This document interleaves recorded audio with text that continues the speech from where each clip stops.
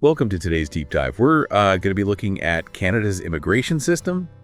And from what we've got here, it looks like things are changing quite a bit. We've got research papers and news articles, and they all seem to be saying the same thing. Millions of temporary permits are set to expire pretty soon.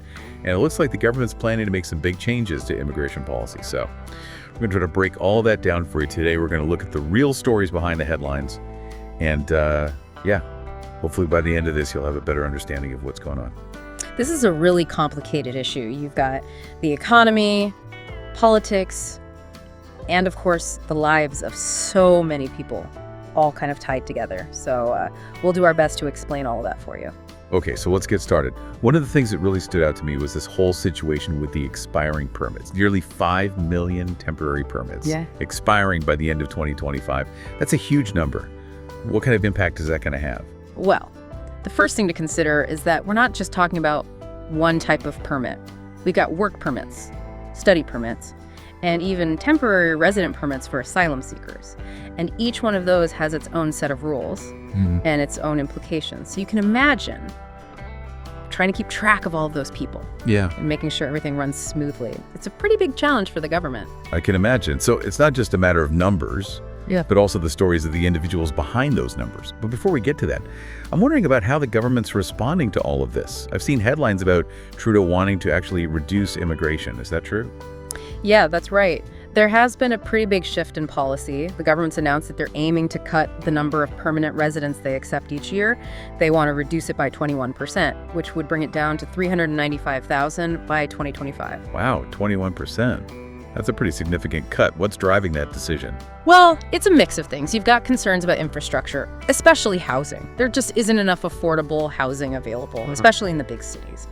And then you have to factor in the political side of things. There's an election coming up, and immigration is always a hot button issue. So the government is under a lot of pressure trying to balance the needs of the economy with concerns of voters. It sounds like they're walking a tightrope. So on the one hand, you've got all these temporary permits about to expire. And on the other hand, the government is trying to reduce immigration. Where does that leave the people who are already here on temporary permits? Yeah, that's a really important question. And it brings up some pretty serious ethical issues. We can't just look at statistics. We have to think about the impact these policies have on real people. Right, absolutely. I was reading an article by an immigration analyst named Darshan Maharaja, and he made a point that really struck me. He said that temporary residents now make up a pretty big chunk of Canada's population, like 7.3%. And he was really concerned about the quality of life for those temporary residents, especially those who came from India to work. Maharaja's not the only one who's worried about that. A lot of people are raising concerns, especially about the housing situation. It's really tough for temporary residents to find affordable housing. A lot of them end up living in really cramped conditions, sharing a single room with 3 other people.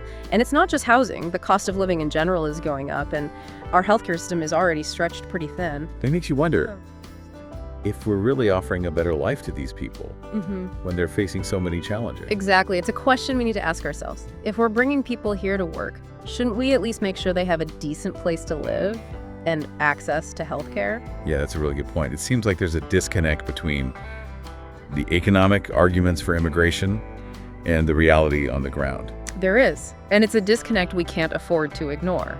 How we treat temporary residents today will have a big impact on the future of our country. And speaking of the future, there's another interesting aspect to all of this whole American dream detour thing. Oh, yeah. I wanted to ask you about that. It seems like a lot of people who are coming to Canada on temporary permits are actually trying to get to the U.S., even though it's illegal. Why is that? Well, for some people, it's just really hard to get a U.S. visa directly. They might not have the right qualifications, or they might not speak English well enough, so they see Canada as a kind of stepping stone, a way to get closer to the U.S., even if they have to take some risks. So they're willing to go through all this trouble just for a chance to live in the U.S. Yeah, for some people, it's worth the risk. The economic difference between the U.S. and some other countries can be huge. Like, even if you take a poor state in the U.S., like Mississippi, the average person there still earns way more than the average person in a place like Bihar, India. Wow. That's a pretty big difference. It is. And for some people, that difference is enough to make them risk everything. There are even agencies that help people cross the border illegally. They charge a lot of money, like sometimes over $100,000. That's a lot of money. It is. But for some people, it's worth it. They're desperate for a better life, even if it means going into debt and facing legal problems. So it seems like Canada's caught in a tough spot. You've got all these expiring permits and stricter immigration policies coming in. Yeah. But at the same time, you've got all these people trying to get into the U.S. Yeah, it's a tough balancing act. Canada needs workers to support the economy, but we also have limited resources. And then there's the political pressure, especially with the election coming up. And of course, we have to consider the ethical side of things. We need to make sure we're treating all residents fairly, whether they're temporary or permanent. So with all these challenges, Yeah, what does a sustainable future even look like? What's the way forward? it's a tough question. There are no easy answers. But I think the key is to find a balance. We need to acknowledge the contributions of immigrants while also making sure that all residents have a good quality of life. That means thinking careful about things like infrastructure, social services, and fair pathways to permanent residency.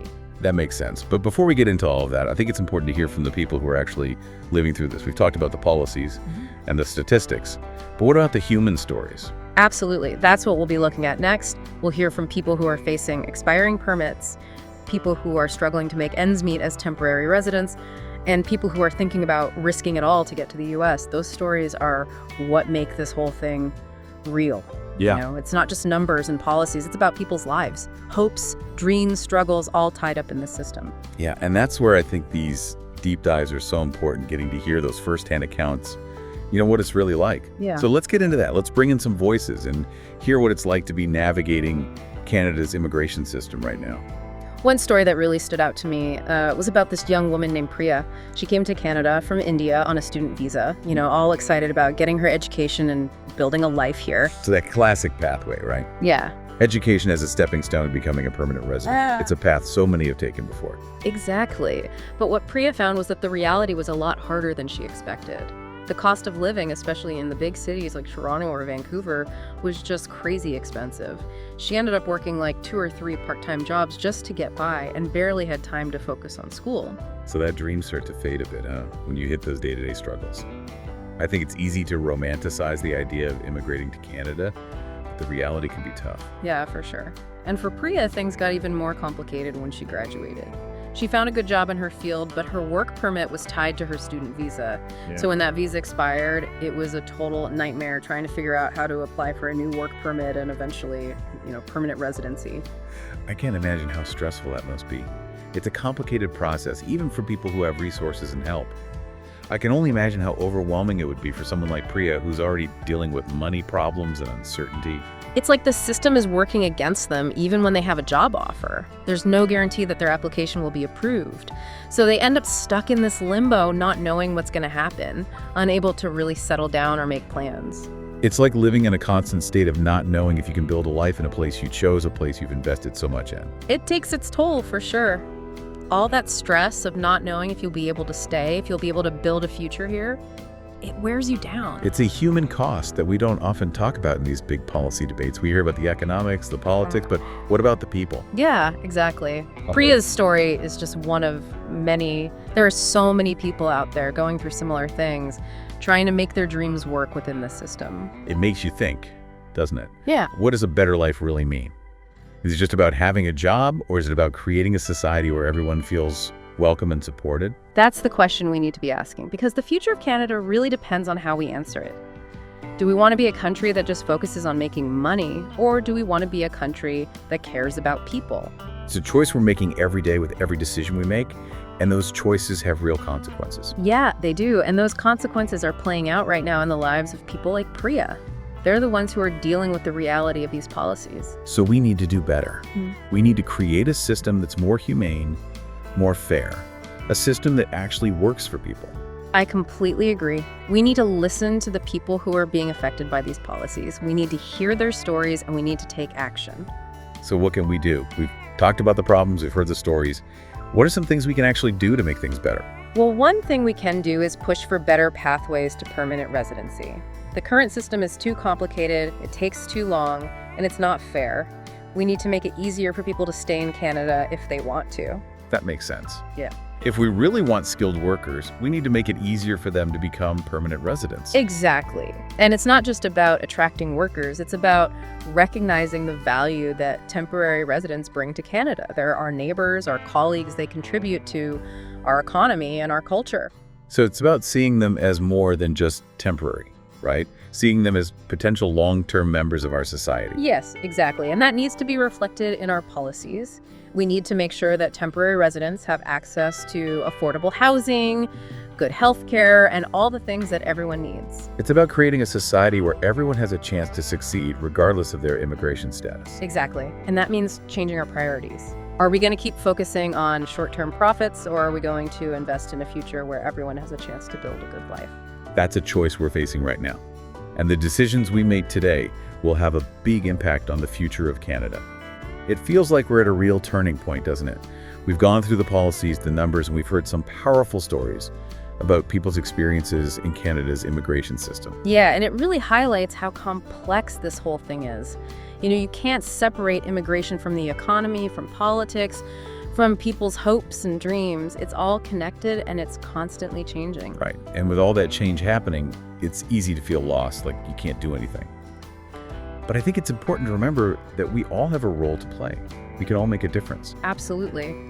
It starts with understanding the issues, going beyond those simple headlines and sound bites and really getting into the details. We've tried to do that a bit today, but there's always more to learn.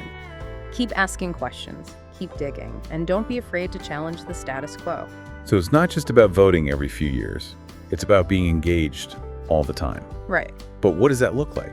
What can we actually do to make a difference? Well, there are lots of things you can do. You can get involved with organizations that are working on immigration issues. You can support groups that are advocating for change, or you can even just start conversations with people you know.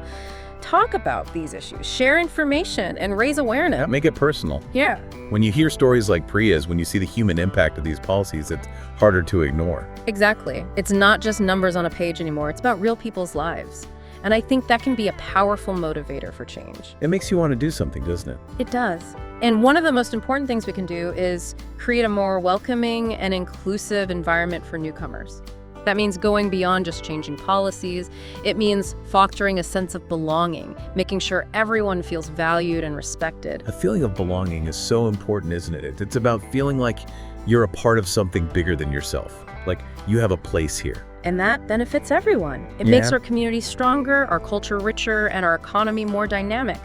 When we welcome diversity and create opportunities for everyone, we all win. So it's not just about helping newcomers, it's about changing ourselves too.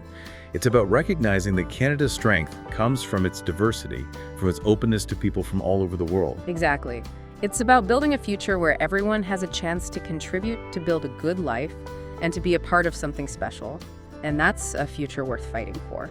This deep dive has been really eye-opening. We've talked about a lot of important things, but I think the main takeaway is that this conversation needs to continue. It's an ongoing process, and we all have a part to play. That's right. Stay informed, stay engaged, and keep talking about these issues, because the future of Canada is being shaped right now by the choices we make. Well said.